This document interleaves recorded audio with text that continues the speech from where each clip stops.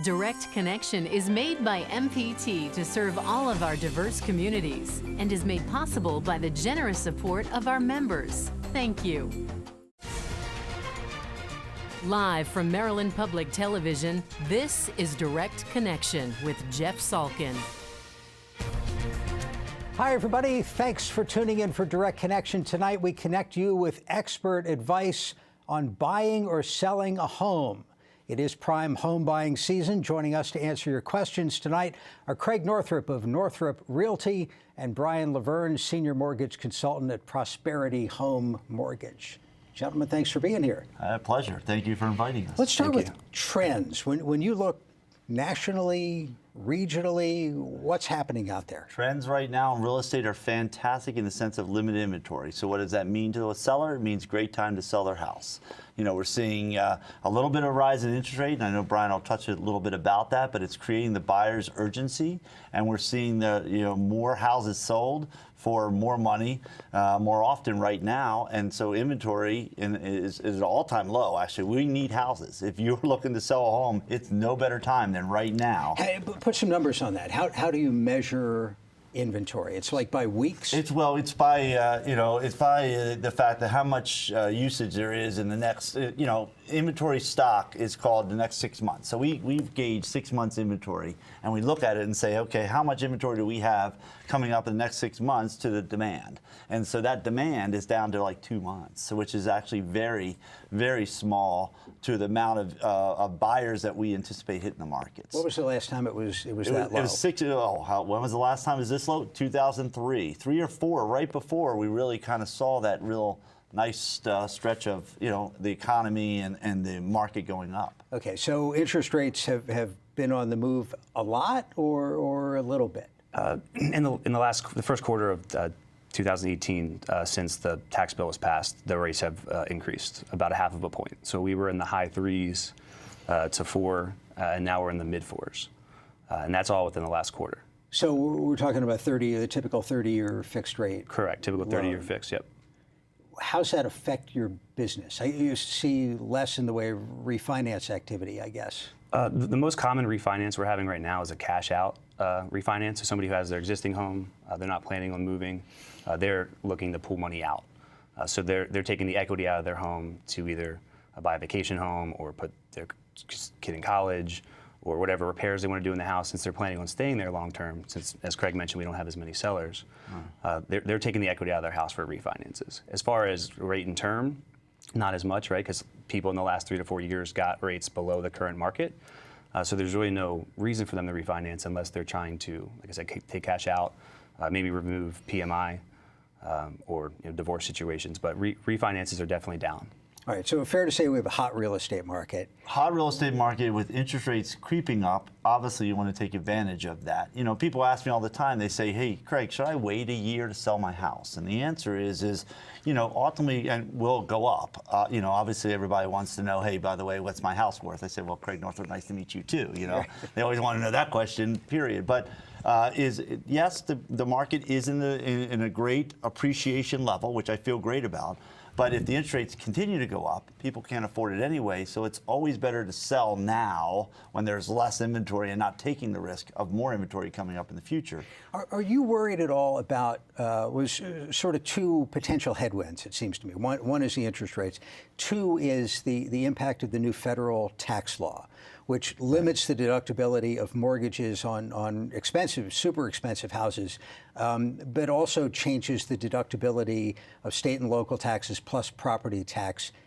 How do you see that playing out short-term, long-term? I think there's 3 factors. The interest rates going up, the tax reform bill, and the stock market being uncertainty. Between them 3, there's some uncertainty in the marketplace. So ultimately, if you have an investment like a real estate and looking to sell, that's why you want to do it sooner than later. The tax reform bill has had a little bit of an impact on us, but not as much as we expected. So the good news is that one out of the 3 have not impacted our real estate market as much as the interest rates rising and the stock market uncertainty. Who would it affect if at some point The second homeowners or the higher price ranges. I mean, the interest rates are capped at 750 now, where it used to be $1 million.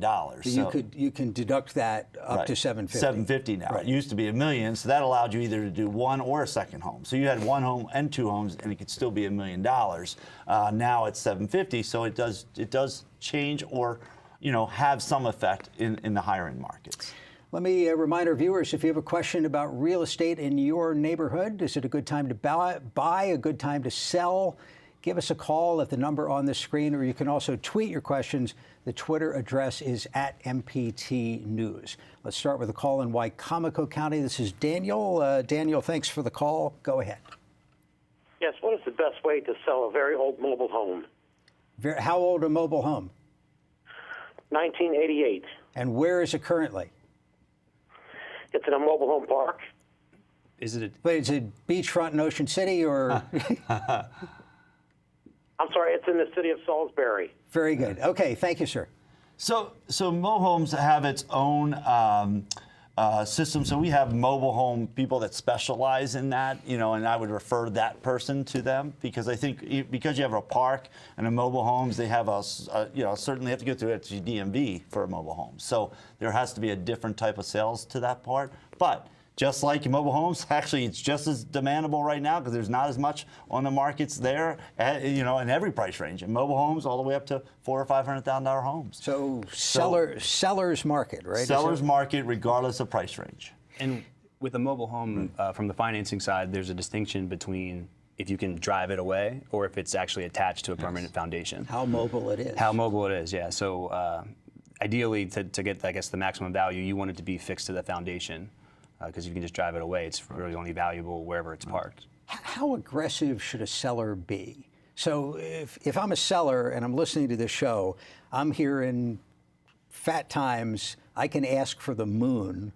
Right. What would you advise somebody? So first of all, call me. That's my first advice. Sorry. Second advice is that May is the #1 month in real estate, period. We are on the eve of May. We just turned into April. In May, you want to get your house prepped. You want to get it ready. Really make it as turnkey as possible. Yeah, we'll get to some of that advice. But pricing, how aggressive can you be? Yeah, the client wants to ask for $10 million. What do you tell them? $10 million, I'd say, again, $10 million depending on the product value, because you got to sell it to two people. Remember, the buyer and the bank. It still has to get appraised. A lot of times, people don't realize that it's not just value. It's also two values. One, the lender's got to also give you an appraised value. So when you sell it to the buyer and the bank appraises it, then that's value of the property, right, at the end of the day. So we have to, make sure that the values are there with what has recently sold or pending. And with having limited inventory, it actually makes it harder to find comparables for your home because there's not as much sold. So experts like myself who've been in it for 30 years have to use their experiences and meet the appraisers there personally after we sold it, because not only do we have to educate the consumer on how much your house is worth more than it should be, we have to educate the appraiser as well. Let's take a call. Western Maryland, Allegheny County. This is Lisa. Lisa, thanks for the call. Go ahead. Thank you very much. I realize location is everything, but does a pool or solar panels help in the sale of a house? Good question. Thank you very much. That's a great question. Pools right now are actually becoming very demandable. Not a lot of people want to put them in. They'd rather buy one with them. So yes, the pool is. The solar is interesting. It goes both ways because it depends on the agreements. If you do want to do solar, do you own the solar or you're leasing them? Caller's gone, there's a distinction there. There's definitely a distinction. Solar City, who just got owned by Tesla. Tesla now owns Solar City. There's a determination whether you lease these or whether you own them. And if you lease them, we have to disclose to new homeowners because there's a hefty fee that you have to pay to transfer them to the new owners. So make sure when you do solar that you really know all the guidelines and how you can transfer them. Because honestly, my last seller, we got caught up on this, and they had to pay like $50,000 to just allow the transferring of it, because they come in and say no money down, no money anything. So make sure you understand your contracts before you get into a solar contract, because they can hurt the sale as much as could enhance the sale. And from the financing perspective, if there is a lease payment, that gets factored in some cases into the debt to income ratio. So that could take a borrower who's right on the line of qualifying, and then the house has a solar lease. We have to count that depending on the agreement, and that could prevent them from not qualifying as well. Let's talk about who qualifies these days. So after the crisis a decade ago, things got really tight. Everybody needed a perfect score. You needed 20% down. Who's getting approved these days? And it's a pretty wide pool. Since there was a little bit of an overcorrection, we've seen it loosen up a little bit. There's been some lifts, we call it in the underwriting world with student. What's the word? Lifts. Okay. It's a lift. It helps create more buyers with student loans. A lot more lower down payment options. Mortgage insurance has been a lot more affordable. So we're seeing people who are millennials, for lack of a better expression, graduating with great jobs, but also significant debt. So we've seen some relief there with what we can use for qualifying on student loans. And so that's created a good pool of buyers as well. So they have student loans, great job, low down payment. So that's been a significant increase lately. But I mean, we'll look at anybody with low credit scores. We can go down to a 580 now, where historically we're staying at 620 to 640, right? Because that's higher credit score, lower risk. We're having a higher appetite for risk now. Because of all the regulation, we've been providing really clean loans. Great loan files to Fannie Mae, lower default rates, at least with our company. So we're opening up to a little bit more risk with lower credit scores. What credit score do you want to see? When somebody gives you a number, what's the one that makes you smile? When I'm on my phone or at my computer, I love a 740 and above. Okay. But we can work with a 620 as well. We can work with a 580, like I said, on FHA government programs. And one of the things I want to follow up too is you also help them. Say I have a lower credit, won't you help build them a little bit? Like, don't be shy to call you and at least work through it. You've worked through programs for 6 months and then build their credit up to be able to buy a house, correct? So before I was in the mortgage business, I had a background in credit counseling. Right. So I'll take a client who has a 550 and counsel them, give them advice. It's only as effective as they're willing to participate in the program as well. But we'll tell them exactly what to do to increase their credit score, make them a buyer 6 months, 12 months, 18 months from now. And that creates a pool of buyers down the road. So yeah, I mean, I'll talk to anybody regardless of credit score, and we'll work with a program to get them. Let's go back to the phones. Luzerne County, Pennsylvania. This is Marit, I think. Thank you for calling. Go ahead. Did I get the name right? Yes. Okay. I have a modification mortgage. My total mortgage was $75. To Obama, I have a modification for $55,000 first mortgage, and then the $20,000 they had to refinance or pay cash in 15 years.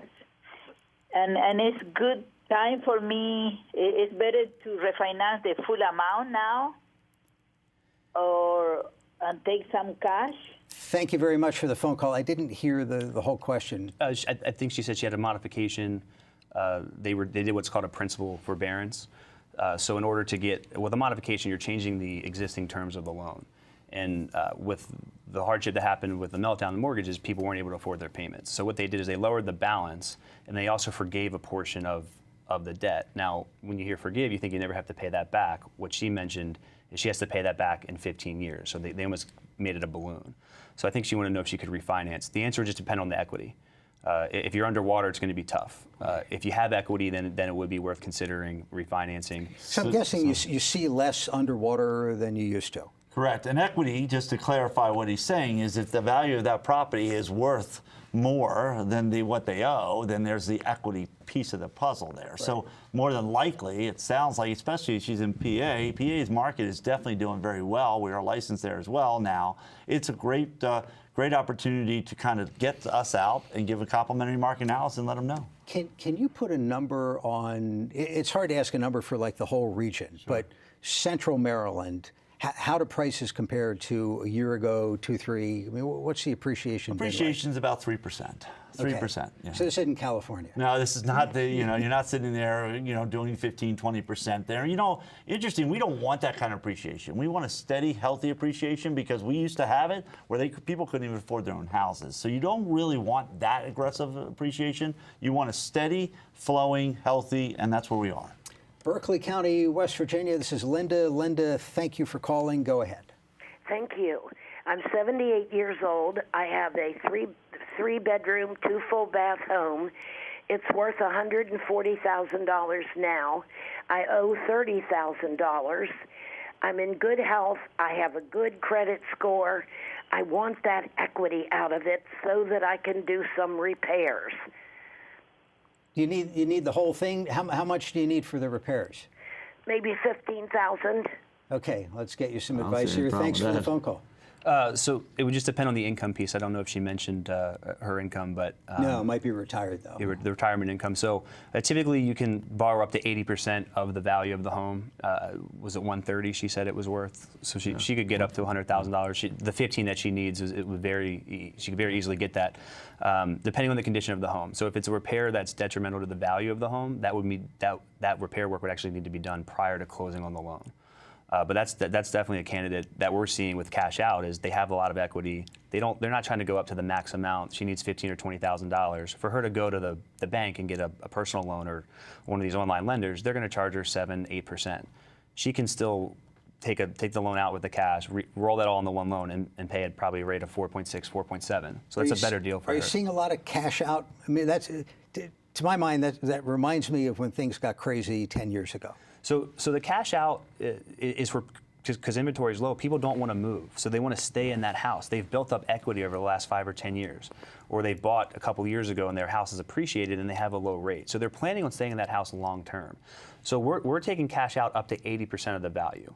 We're not taking up to 100, which we used to be able to do, or 110 and go above and beyond the value of the home. We're only allowing them to take up to 80% of the value of that home. You were telling me there are people with 3% mortgages. That situation, they maybe would like a bigger house, but now the mortgage itself is starting to be golden. If rates move up, they feel like they're stuck. In a good way. So for those people who are saying, I was planning on what we saw when the rates were in the low threes, where people were buying a house more than what they typically would spend, right? Because rates were low and their payment was lower. They knew they were forecasting wage growth. They knew they were going to get a raise. And so in a year or two, that payment would be more affordable. So they bit off a little bit more than they could chew when the rates were lower.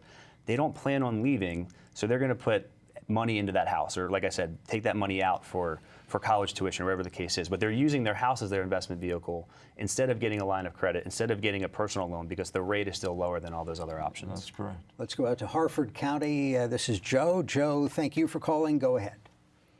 Hi, Jeff. Thanks for taking my call. Yes, sir. We need to liquidate a house of a deceased parent.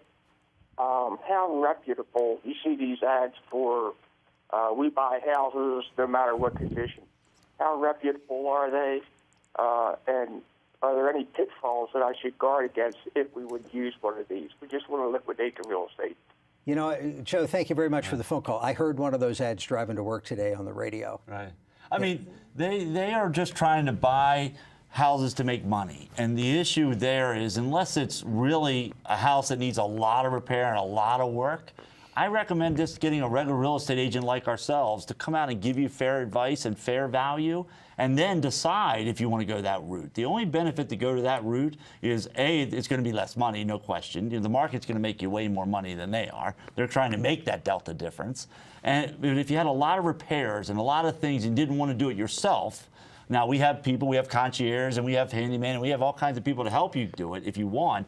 But if you wanted to just be simple and basically get cash for a product, your home or something like that, that would be the only reason you would go that So way. I'm hearing it's a hot market. You don't have to do that, That is correct. unless there's some extenuating circumstances. You do not need to do unless there's circumstances that you don't want to handle for some given reason, or larger repairs that you don't want to be part of. You hear ads on the radio for house flippers too. I'll teach you my system for flipping houses. Is this a good environment for that? I mean, is there an investor environment to, yes, take a house and fix it up and sell it? Yes, there is an environment for that. Competitive. Yes, It's a competitive environment, yes. A lot of people chasing that market. HGTV and all these TV shows, everybody thinks that they have the ability to do that now. So more people are getting into that market, but you got to be a big fish to swim in that market, because people are coming in with cash. They're finding deals before they even hit the market. On the loan side, for us, we have renovation loans, but if you're a seller and you're going to take a cash offer closing in 10 days, or a renovation loan that may take 35 to 40 days, you're going to take the cash all day long. Right. But where do you see people make mistakes in the person who's watching HGTV decides, I can do that, I'm going to buy the house around the corner. What could go wrong? Well, first of all, if you're not experienced in what to look for, it's very dangerous to do it. You can get yourself into a lot of financial, things that are unknown. It's hard to do a home inspection and just assume to buy a property. You really need to dive into it. You should have some guidance. We would guide you guys, when you're representing a buyer, we guide you for free. So we really are the best opportunity for you to protect you. And you need somebody to protect you when you're buying something like that. Back to the phones. Howard County, this is Andrea. Andrea, thank you for calling. Go ahead. Yes, I'm in my 70s. I have, I could get a loan up to $10,000 at 5%, but I have an 810 credit score. My husband's is in the 700s, and we only have like $2,000 a month. Is it possible for Howard County, or would I have to go to Bowie or Western Maryland to find a new home? So, Andrea, you're looking to buy. Thinking of it, considering. Very good. Thank you so much, and good luck. I missed some of the details there, but well, no, it doesn't sound like they're employed. when I hear the 810 credit scores, I'm doing backflips, right? That's a very mortgages are all about low risk, and so 810 is a low risk. Depending on the income, you should definitely explore it. It looks like you said $2,000 a month, so $24,000 a year. So what would that qualify roughly? It depends on the debts, but she could probably buy something. I think to guide her in the right direction, Right. Howard County probably a little expensive there. Maybe surrounding counties. Back to the phones. Harford County, this is Gary. Gary, thank you for the call. Go ahead. Gary, are you there? We'll give the delay a couple of seconds. Gary, last chance. All right, give us a call back. Let's talk about condos for a second. Is that a big thing? What do you see in the condo market? Condos, no maintenance living. A lot of people like that. I'm getting a lot of right sizing. It's the largest right sizing year in history, actually. Why? Because people don't want maintenance right now. They're looking for get in, go out, and kind of live their life. And so the condo market has really soared, and especially with limited inventory, it's even helped further. And people don't want to do stairs as much. So we're seeing a lot of that next trend be, the demand of condos. Yes. Let's try Douglas in Loudoun County. Douglas, thank you for calling. Go ahead. Yeah, my question is, I'm in good old beautiful Loudoun County. How long do you think it's going to be a seller's market? Good question. That's a great question. As long as the interest rates remain steadily, and if and when they go up, they stay, consistently, slowly going up, we should see ourselves probably until fall. I don't ride this for years. I ride this for months. I think if the stock market, which we don't control, I think changes, and I think if interest rates go up beyond the 4.5%, 5% rates, I think the market will change. So you want to take advantage of that. And Loudoun County, your market is very hot right now. Now, Loudoun County is 6 months ahead of us. So your market actually dictates what our market does, ironically. So is that like a time zone thing? Yeah, how did they get to be 6 months ahead of us? Because Virginia by right. It takes that long to get around the Beltway. Well, there you go. That's what it takes, right? But that's the theory is that they're usually 6 months ahead of our markets that way. So their market will see it honestly faster than we'll see the adjustment. There. So my advice is if you are looking to sell in Loudoun County, May is still the best month in any state in the United States. May is the best month to sell, period, nationally. So it really is a great time there, and I would get ahead of it and sell this in the next 6 months. Adams County, Pennsylvania. This is Sally. Sally, thank you for calling. You're on. Go ahead. Hey, hi. How is everybody? We're good. How are you? Okay, I'm great. Hey, I was wondering, with the new tax laws, what is the best way to obtain money out of your equity in your home and still get a tax write-off? That's a good question. Thank you very much, because the rules have changed on the home equity lines of credit. Do a fixed rate cash out. We can get all of your money, both your first mortgage and your second, under one rate, and it'll be fully tax deductible because it's under one loan. There's a simple answer. What have the builders been up to? When I look around, I see construction cranes all over the place on big apartment projects. fewer single-family developments? Well, there's not much land. So what you found is there's just not a lot of land for these builders to do, but the building business is doing very well. So that's another indicator that our market's doing well. When the new homes are doing well, we're doing well. When you see more building, you love that because that shows that our economy is healthy. Let's squeeze in one more call. Baltimore City, this is Jacqueline, and there you are. Jacqueline, thanks very much. Go ahead. Hi, thank you for taking my call. You bet. I own my home free and clear, and I wanted to get mortgage loan to do some work. And I wanted a home equity loan rather than a line of credit. And I was told I couldn't do that, get a loan, because my home is owned free and clear. Why is that?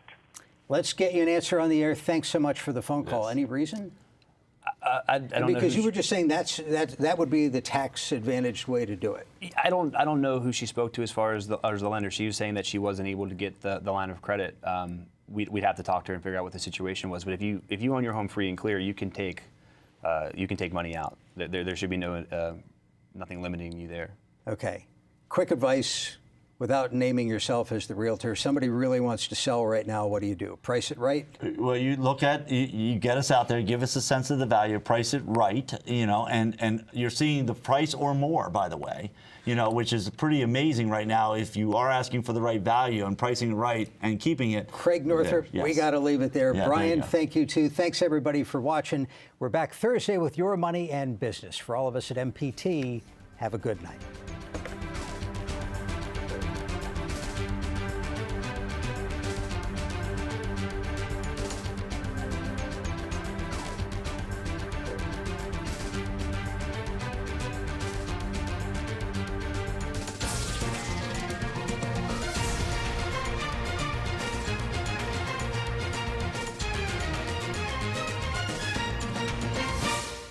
This program was made by MPT to serve all of our diverse communities.